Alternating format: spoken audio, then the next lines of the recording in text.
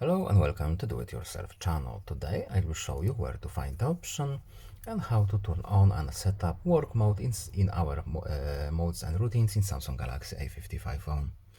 So first of all, we need to go to settings. In settings we have modes and routines. And here are our default modes. And here we have our work mode. So let's start. For example, place or time period. If we select place, we need to have our navigation enabled. We don't have it right now. So let's set a time period. We can set sunrise, sunset, etc. Or we can set up time from 2, of course. We can use all day if we need to. We can use every week.